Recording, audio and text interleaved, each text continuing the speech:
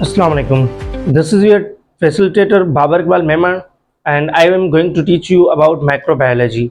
तो आज के इस लेक्चर में हम बाकायदगी से हमारे कोर्स का जो है वो आगाज़ करेंगे। इस लेक्चर में हम माइक्रोबायोलॉजी का इंट्रोडक्शन देखेंगे, उसकी ब्रांचेस देखेंगे और उसकी जो है वो हम मुख्तलिफ एप्लीकेशंस देखेंगे और उसके अलावा उसकी इम्पोर्टेंस देखेंगे। तो उसका जो इसी चैप्टर का जो सेकंड पार्ट होगा उसमें हम जो है साइंटिस्ट के नाम देखेंगे और उसके अलावा हम यूकैरियोटिक्स और प्रोकैरियोटिक्स के बीच में डिफरेंस देखेंगे। तो ये दो जो है वीडियोस लेक्चर्स होंगे जो कि हमारे फर्स्ट चैप्टर को कवर करेंगे और इसी तरीके से हम आगे वाले चैप्टर्स भी कवर करते जाएंगे और इंशाल्लाह मैं आपको आपके पेपर से पहले पहले पूरा कोर्स दे दूंगा इंशाल्लाह। तो चलिए शुरुआत करते हैं हमारी इस वीडियो से। तो सबसे पहले यहाँ पे अगर मैं बात करता हूँ कि माइक्रोबायोलॉजी इसकी डेफिनेशन क्या होगी, क्योंकि हम यहाँ पे कॉन्सेप्ट क्लियर करने आए हैं तो इंशाल्लाह मैं आपको कॉन्सेप्चुअली सारा लेक्चर बताऊंगा। तो सबसे पहले किसी भी वर्ड की हम डेफिनेशन देखते हैं तो उसमें हम क्या करते हैं कि उस वर्ड को पहले अगर वो किसी और लैंग्वेज से लिया गया है तो उसको ब्रेक करके उसकी मीनिंग देखते हैं।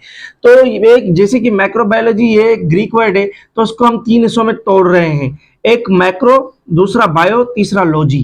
मैक्रो की मीनिंग है स्मॉल, माइक्रो की मीनिंग है स्मॉल यानी छोटी। बायो मीन्स लाइफ और लोगास, लॉजी जो है ये एक लोगास वर्ड से लिया गया है जिसकी मीनिंग होती है स्टडी। मीन्स ऐसी छोटी चीजों की स्टडी करना जो कि लिविंग हो, जिनके पास लाइफ हो। तो अगर मैं इसकी डेफिनेशन लिखूं तो मैं क्या लिखूंगा कि it is study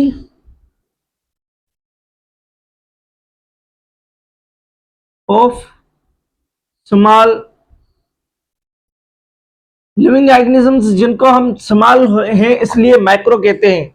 small or study of microorganisms. जैसे कि हमने पढ़ा कि माइक्रो का मतलब ही स्मॉल होता है तो मैं यहाँ पे study of small or microorganisms लिख दूंगा।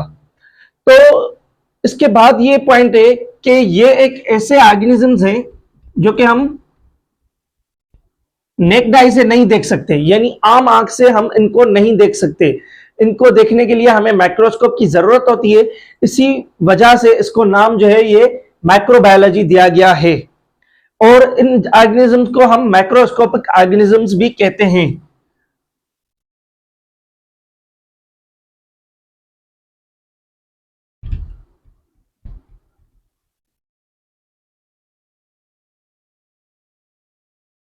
इनको हम आम आंख से नहीं देख सकते तो इस वजह से हम यूज करते हैं माइक्रोस्कोप को।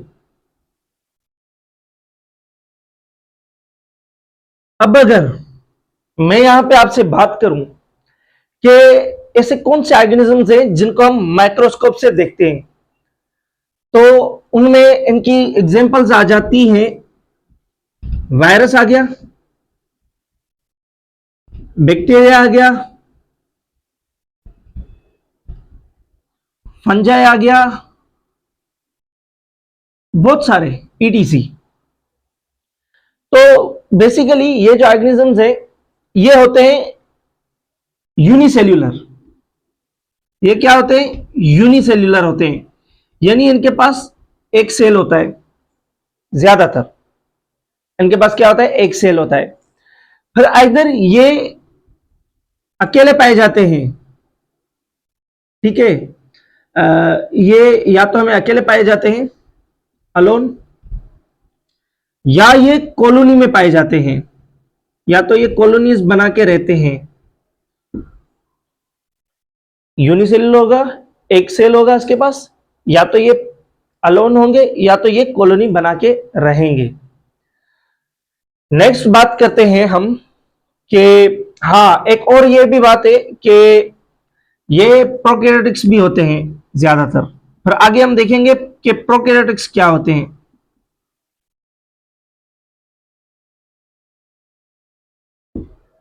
ठीक है, बैक्टीरिया जो होता है ये प्रोकैरियोटिक होता है, तो आगे हम जाके देखेंगे कि प्रोकैरियोटिक क्या होता है। नेक्स्ट जो हम बात करते हैं, ये बात करेंगे हम ब्रांचेस की। तो ब्रांचेस की सबसे पहले जो ब्रांच आ जाती है वो आ जाती है हमारे पास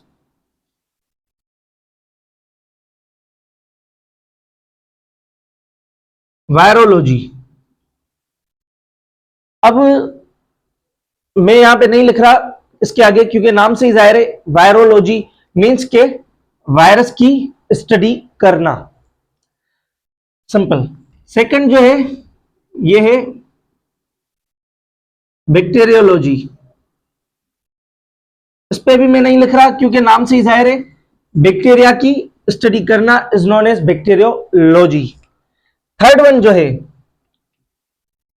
वन है कि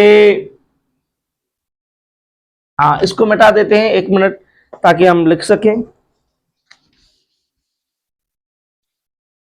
इसके बाद जो है वो है ब्रांच माइकोलॉजी। माइकोलॉजी का मतलब क्या है कि फंगस की स्टडी, किसकी? फंजाई की या फंगस की स्टडी को हम कहते हैं माइकोलॉजी। उसके आगे अगर हम देखते हैं तो फाइकोलॉजी। फाइकोलॉजी का मतलब है अलगाई की study, study of algae is known as phycology. उसके आगे अगर हम बात करते हैं तो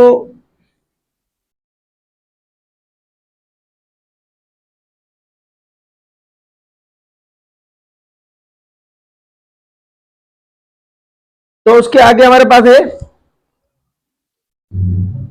1 मिनट, प्रोटोजूलॉजी, जिसका मतलब है स्टडी ऑफ प्रोटोजुआ।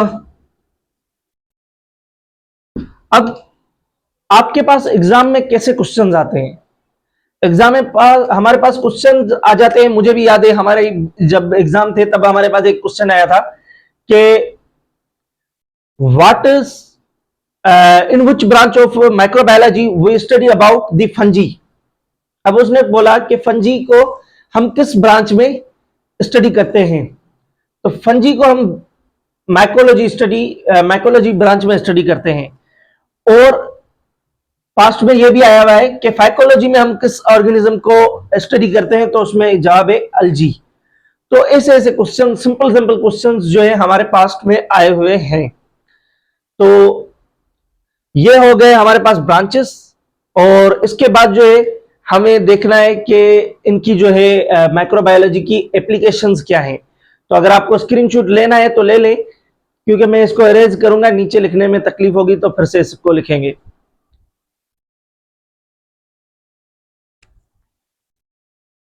अब जैसे कि हमें एप्लीकेशंस देखनी है, तो सबसे पहले एप्लीकेशन देख लेते हैं माइक्रोबायोलॉजी की। तो ये है मेडिकल माइक्रोबायोलॉजी।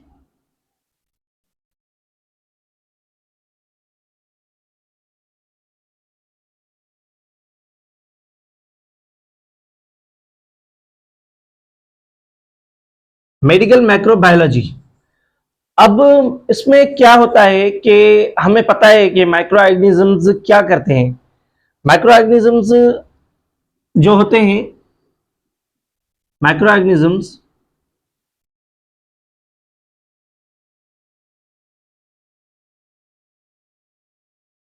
ये हमारी बॉडी में क्या करते हैं? डिजीज काज करते हैं हमें। बैक्टीरिया हो गया, अल्जी हो गया, फंजाई हो गया, माइक्रो ऑर्गेनिजम्स हमारी बॉडी में डिजीज काज करते हैं, जिनमें बैक्टीरिया आ गया, वायरस आ गया, प्रोटोजोआ आ गया। तो बेसिकली हमारे बॉडी पे तकरीबन लाखों की तादाद में बैक्टीरिया पाए जाते हैं। तो क्या हम हर बैक्टीरिया, हर जो माइक्रो ऑर्गेनिज्म हमारी बॉडी पे पाया जाता है उसको हम माइक्रो ऑर्गेनिज्म कहते हैं? हाँ, हम हर जो हमारी बॉडी पे ये सारे पाए जाते हैं इन सबको माइक्रो ऑर्गेनिज्म तो जरूर कहते हैं, लेकिन ये सारे हमें डिजीज तो नहीं काज कर रहे, क्योंकि ये जो है ये लाखों की तादाद में हमारे बॉडी में हर वक्त मौजूद होते हैं, अभी भी मौजूद है, तो डिजीज तो काज नहीं कर रहे हैं ना। तो ऐसे माइक्रो ऑर्गेनिजम्स जो कि डिजीज काज कर रहे हैं, इनको हम बोलते हैं पैथोजन। क्या बोलते हैं? पैथोजन बोलते हैं। ऐसे माइक्रो ऑर्गेनिजम्स जो कि डिजीज काज कर रहे हैं उनको हम पैथोजन बोलते हैं। और ये जो हमारी बॉडी पे प्रेजेंट है, लाखों की तादाद में, इनको हम बोलते हैं नॉर्मल फ्लोरा। ये आगे जाके भी हम इनकी डेफिनेशंस देखेंगे, लेकिन यहां पे बताने का मकसद यही था कि आपका कॉन्सेप्ट क्लियर हो कि बहुत सारे माइक्रो ऑर्गेनिजम्स होते हैं, लाखों की तादाद में होते हैं, जो कि अभी भी हमारी बॉडी में भी मौजूद हैं, उनको हम नॉर्मल फ्लोरा बोलते हैं। लेकिन वो माइक्रो ऑर्गेनिजम्स जो कि डिजीज काज कर रहे हैं, उनको हम पैथोजन बोलते हैं। नेक्स्ट जो पॉइंट है ये मेडिकल माइक्रोबायोलॉजी। तो हम एप्लीकेशंस मेडिकल माइक्रोबायोलॉजी में कैसे करते हैं? सर, सबसे पहली जो मेन पॉइंट है वो है डायग्नोसिस। डायग्नोसिस डायग्नोसिस का क्या मतलब है? काफी ऐसी बीमारियां होती हैं जिनकी साइन सिम्टम्स एक दूसरे के साथ मिलती जुलती रहती हैं। इसी वजह से हमें डिजीज पता नहीं चल पाती कि ये डिजीज आखिर है कौन सी, कौन सा इसका काजेटिव एजेंट है। तो इस चीज को हम कहते हैं डायग्नोसिस। इस माइक्रोबायोलॉजी की एप्लीकेशंस करके, माइक्रोबायोलॉजी को यूज करके हम पता करते हैं कि आखिर इस डिजीज का ये डिजीज कौन सी है, इसकी डायग्नोसिस क्या है, और इसका काजेटिव एजेंट कौन है, और इसका काजेटिव एजेंट कौन है। अगर मैं यहां पे आपको एक मिसाल दूं, तो यहां पे डिजीज हो रही है टीबी। टीबी डिजीज हो रही है, हमने डायग्नोस कर लिया, तो उसका एक पर्टिकुलर काजेटिव एजेंट होगा। वो कौन सा है? वो है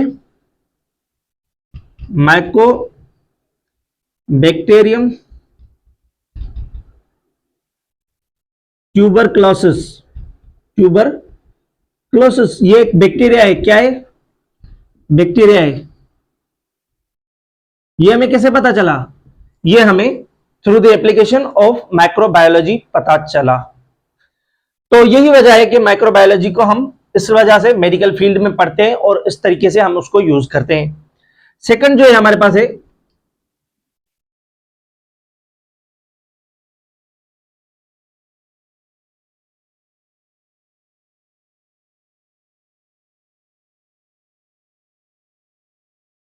इंडस्ट्रियल माइक्रोबायोलॉजी। इंडस्ट्रीज में हम माइक्रोबायोलॉजी को क्यों यूज करते हैं? सर, हम इस वजह से यूज करते हैं क्योंकि इसको यूज करके हम प्रोडक्शन करते हैं। किस चीज की प्रोडक्शन करते हैं? मेडिसिन की, दवाइयों की। और और क्या करते हैं? हार्मोन्स की प्रोडक्शन करते हैं। हार्मोन्स की प्रोडक्शन हम कैसे करते हैं? जैसे कि आप सबको पता है कि हमारी नॉर्मल रूटीन में जो है डायबिटीज मलाइटस बहुत है, टाइप 1 के पेशेंट्स जो कि इंसुलिन लेते हैं, टाइप 2 के भी इंसुलिन लेते हैं। तो ये जो इंसुलिन लेते हैं, इतनी इंसुलिन आती कहां से? जाहिर सी बात है, हर किसी जानवर की इंसुलिन तो मैच नहीं करती ना। तो हम क्या करते हैं कि हम बैक्टीरिया को यूज करके ह्यूमन की इंसुलिन बनाते हैं, और जो कि इंसुलिन हम देते हैं। तो हार्मोन्स की प्रोडक्शन कर रहे हैं, एग्जाम्पल इसका है इंसुलिन।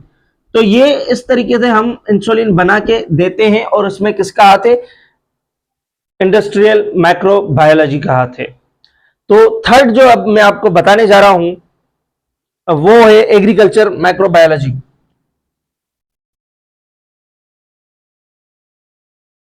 Agriculture microbiology.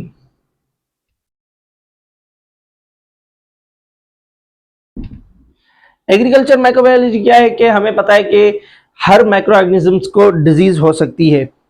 ऐसा नहीं है कि सिर्फ जो है एनिमल्स को डिजीज होती है, प्लांट्स भी लिविंग है, प्लांट्स को भी डिजीज हो सकती है। तो हमारे जो क्रॉप्स है, आपको भी पता है, अगर आप गांव में रहे होंगे, तो हम फसलों में जो है वो देते हैं दवाएं। उसके अलावा हम फर्टिलाइजर्स देते हैं, जो कि जरखेज करने के लिए होती हैं, और बीमारियां कम करने के लिए हम दवाएं देते हैं। तो उनकी जो प्रोडक्शन है और उनकी जो काजेटिव एजेंट्स, ये सारी चीजें किससे रिलेटेड है? एग्रीकल्चरल माइक्रोबायोलॉजी से रिलेटेड है, इसी में हम देखते हैं। तो यहाँ पे अगर मैं लिखूं कि ये किस काम आता है, तो ये फर्टिलाइज, जमीन को फर्टिलाइज करवाने के काम आता है।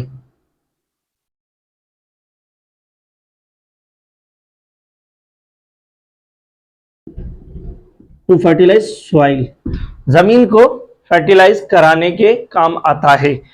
आखिरी जो इसकी एप्लीकेशन है वो हमारे पास है फूड। क्या है हमारे पास? Food microbiology. Food microbiology, food microbiology हम किस वजह से पढ़ते हैं? ये जब आगे आप चैप्टर्स पढ़ेंगे उसमें भी हम देखेंगे कि इसके जरिए हम जो है प्रिजर्व करते हैं फूड को, प्रिजर्व करते हैं फूड को। अब कैसे करेंगे? यहां पे मैं आपको एक मिसाल देता हूं कि हमारे पास खाने को खराब करने में भी माइक्रो ऑर्गेनिजम्स का हाथ होता है, जिसमें हमारे पास जो है योगर्ट हो गई, दही जो खराब होती है, और उसके अलावा हमारे ब्रेड खराब हो जाती है, हमारे केक खराब हो जाते हैं। तो इन सब में भी हाथ किसका है? माइक्रो ऑर्गेनिजम्स का है। तो उसको जो है हम खाने को प्रिजर्व करने के लिए माइक्रोबायोलॉजी को यूज करते हैं, जिसमें फॉर एग्जांपल वो पास्चुराइजेशन वाला आ गया, तो ये सारी चीजें इसमें आ जाती हैं। तो ये इसकी एप्लीकेशंस थी, और इसके इंपॉर्टेंस अगर देखें तो यही इसके इंपॉर्टेंस में भी आ जाते हैं, लेकिन फिर भी मैं आपको इंपॉर्टेंस का टॉपिक थोड़ा सा एक्सप्लेन करूंगा। लेकिन पहले आप इसका स्क्रीनशॉट लेना है, ले लीजिए, ताकि मैं इसको इरेज करूं।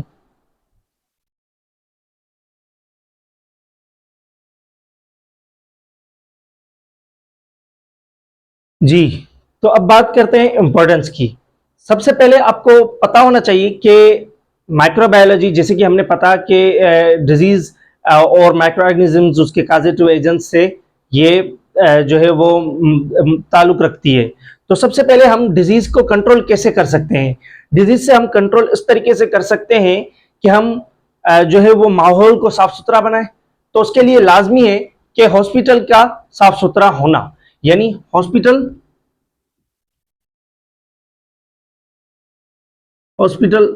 सेंसिटेशन सेंसिटेशन सेंसिटाइजेशन। हॉस्पिटल की सेंसिटाइजेशन क्यों जरूरी है? क्योंकि वहां पर मुख्तलिफ बीमारियों वाले, मुख्तलिफ इन्फेक्टेड लोग आते हैं। अगर हम हॉस्पिटल का माहौल साफ सुथरा नहीं रखेंगे तो एक पेशेंट से ये बीमारी दूसरे पेशेंट तक जा सकती है, और उसके अलावा यही डिजीज किसी पेशेंट से किसी नर्स को भी, किसी डॉक्टर को भी लग सकती है। तो हॉस्पिटल की सेंसिटाइजेशन क्यों जरूरी है?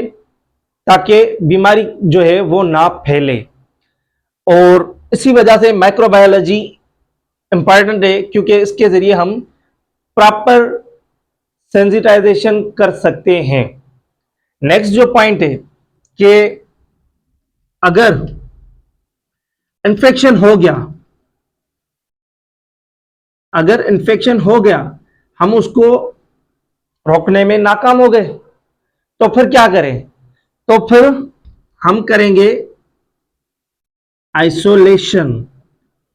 आइसोलेशन, अब ये सारे टर्म हम आगे पढ़ेंगे। आइसोलेशन में क्या होता है कि एक पर्सन को डिजीज होती है, तो उसको हम अलग कर देते हैं सबसे, ताकि जो बीमारी है ये उससे किसी और को ना लगे, क्योंकि ये कम्युनिकेबल डिजीजेस में हम यूजुअली आइसोलेशन करते हैं कि जो बीमारियां फैलने का खदशा रखती हैं, उसमें हम पेशेंट जिसको डिजीज है उसको हम अलहदा कर लेते हैं, आइसोलेट कर लेते हैं।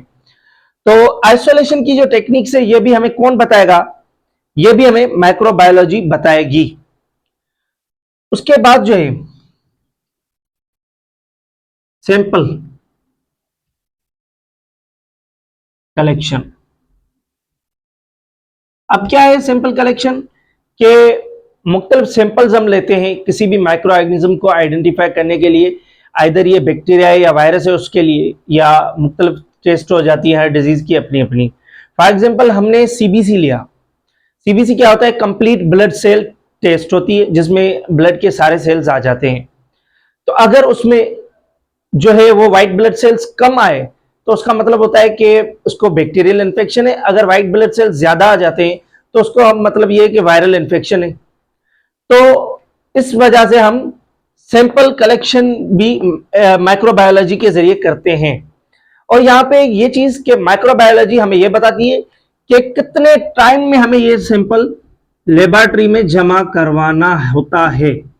टाइमिंग के बारे में भी यही बताती है।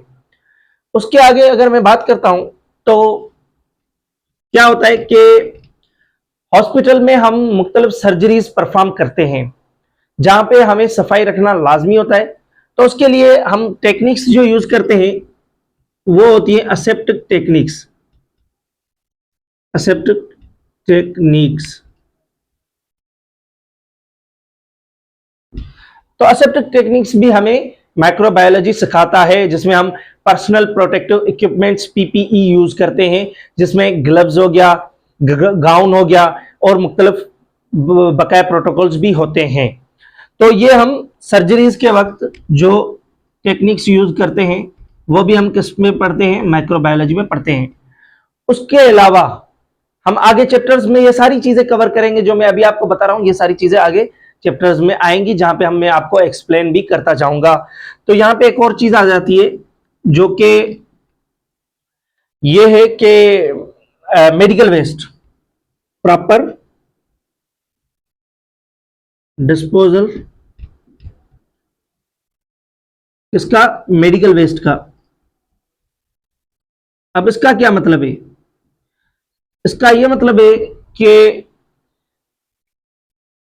जब भी अगर हम हॉस्पिटल में काम करते हैं तो हम वहां पे क्या करते हैं, इंजेक्शन यूज करते हैं, ठीक है।